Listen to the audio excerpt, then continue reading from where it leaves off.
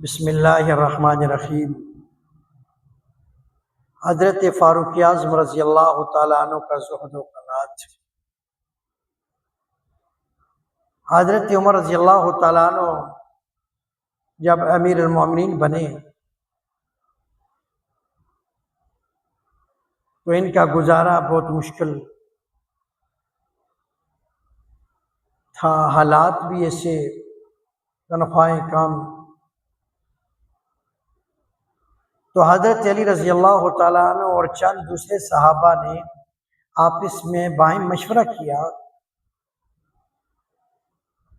کہ امیر المومنین حضرت عمر بن خطاب رضی اللہ تعالیٰ عنہ کو بیت المال سے بہت کم تنخواہ ملتی ہے، مشاہرہ ملتا ہے، اسے بڑھا دینا چاہیے۔ اور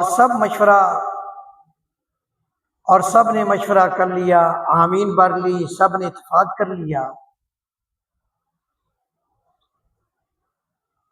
اور سب اس بات پر راضی ہو گئے کہ ٹھیک ہے، ان کی تنخواہ کم ہے، ان کا مشاہرہ کم ہے، ان کا وظیفہ کم ہے، تو اس کو بڑھا دینا چاہیے۔ لیکن سوال یہ پیدا ہوا کہ اب یہ تو مشورہ ہم نے آپس میں کر لیا، حالانکہ آپ جانتے ہیں کہ اس مشورے کے اندر حضرت علی رضی اللہ عنہ جیسا جری صحابی موجود ہے،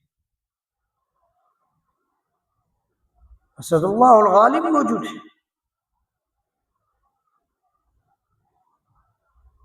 فاتح خیبر موجود ہے، لیکن وہ ایک دوسرے پر اتنا لحاظ کر رہے ہیں کہ کوئی دوسرے سے کھل کر بات کرنا بھی اس طرح سمجھتے تھے کہیں یہ میرے لیے نقصان نہ ہو جائے، ناراضگی کا سبب نہ بن جائے، وہ اتنا خیال کرتے تھے۔ حضرت علی رضی اللہ تعالیٰ عنہ خود مشورہ دے رہے ہیں کہ ارے بھائی، حضرت امیر المومنین عمر بن خطاب رضی اللہ تعالیٰ عنہ کا یہ جو وظیفہ ہے بیت المال سے ملتا ہے یہ کم ہے، اور ان کے اخراجات زیادہ ہیں، کچھ مہمان بھی آتے ہیں، تو اس لیے ان کا وظیفہ بڑھانا چاہیے۔ اب اگلا سوال آیا کہ اب ٹھیک ہے یہ تو ہونا چاہیے، لیکن اس کی بات حضرت امیر المومنین حضرت عمر بن خطاب سے کون کرے گا؟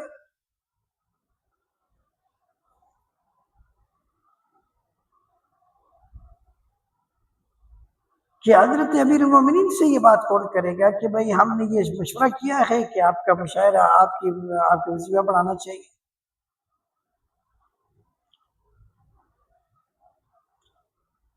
تو صحابہ نے آپس میں مشورہ کیا کہ آپ اس طرح کریں کہ ام المومنین حضرت حفصہ رضی اللہ تعالیٰ عنہ کو یہ بتا دیں، اس کو مشورے میں شامل کر لیں۔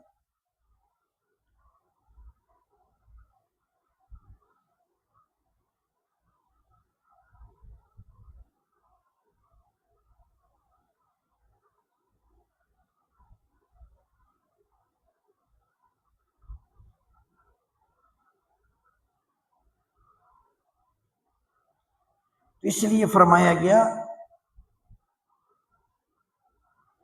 کہ کون بتائے، تو سب نے کہا کہ حضرت حفصہ رضی اللہ تعالیٰ عنہ کا ام المومنین ہے، ان کو بتایا جائے، وہ اپنے والد صاحب کو کہہ دیں گے۔ تو سب نے بھائی مشورہ حضرت حفصہ رضی اللہ تعالیٰ عنہ کو بتا دیا، ام المومنین کو بتا دیا گیا کہ ہم نے مشورہ کیا ہے کہ آپ کے ابا حضور کے وظیفہ کم ہے، تو لہٰذا اس کو بڑھا دیا جائے، تو آپ بات کریں اپنے والد صاحب سے۔ تو جب ام المومنین حضرت حفصہ رضی اللہ تعالیٰ عنہ نے اپنے والد گرامی کو یہ بات بتائی، تو حضرت عمر رضی اللہ تعالیٰ نے پوچھا کہ یہ آپ کو بتایا کس نے؟ یہ مشورہ دیا کس نے، اور یہ کس نے بتایا آپ کو، اور کس نے یہ بات کی ہے؟ تو حضرت حفصہ رضی اللہ تعالیٰ عنہ فرماتی ہیں کہ میں نے کہا کہ میں تو راز نہیں بتاؤں گی، میں نام تو نہیں بتاؤں کس نے بتایا۔ تو حضرت عمر نے فرمایا کہ اگر اے حفصہ تو مجھے بتا دے، اور بتا دیتی میں ان کو جان لیتا تو میں ان کو آج سزا دیتا۔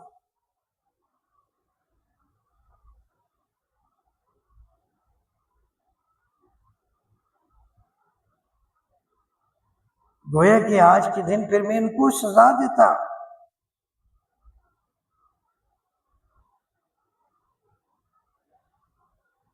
ان کے جسموں کے نشانات پڑ جاتے۔ یہ لوگ مجھے دنیا کی لذتوں کی طرف مائل کرنا چاہتے ہیں۔ اور پھر فرمایا حفصہ تو مجھے بتا کہ تیرے گھر میں نبی صلی اللہ علیہ وسلم کا گزارا کیسے ہوتا تھا؟ تو سیدہ حفصہ رضی اللہ تعالیٰ عنہ نے جواب فرمایا کہ میرے آقا علیہ الصلوۃ والسلام کے پاس پہننے کے لیے ایک ہی جوڑا تھا، دوسرا جوڑا نہیں تھا، اور ایک جوڑا گہرا رنگ والا تھا جو کبھی کسی لشکر کے آنے پر یا جمعہ کے دن پہنا کرتے تھے، اور کھجور کی چھال کا ایک تکیہ اور ایک کمبل تھا جسے سردیوں میں آدھا اوپر اور آدھا نیچے لے لیتے تھے، اور گرمیوں میں چارتے کر کے نیچے بچھا لیتے تھے۔ میرے گھر میں کئی دنوں تک چولہے میں آگ نہیں جلتی تھی، اور میں نے ایک مرتبہ گھی کے ڈبے کو چن سے روٹی یعنی چپاتی بنائی، روٹی بنائی اور اس پہ گھی ڈال دیا، تو نبی علیہ الصلوۃ والسلام نے خود بھی اسے شوق سے کھایا اور دوسروں کو بھی شوق سے کھلایا۔ تو یہ سن کر حضرت عمر رضی اللہ عنہ فرمایا حفصہ نبی علیہ الصلوۃ والسلام نے ایک راستے پر زندگی گزاری، اور اس کے بعد عمر صدیق اکبر نے بھی ایک راستے پر زندگی گزاری، وہ اپنے محبوب سے مل گئے۔ اگر میں بھی اسی راستے پر چلوں گا تو میں بھی ان اپنے محبوب سے ملوں گا۔ تو اس لیے میرے بزرگوں اللہ تعالیٰ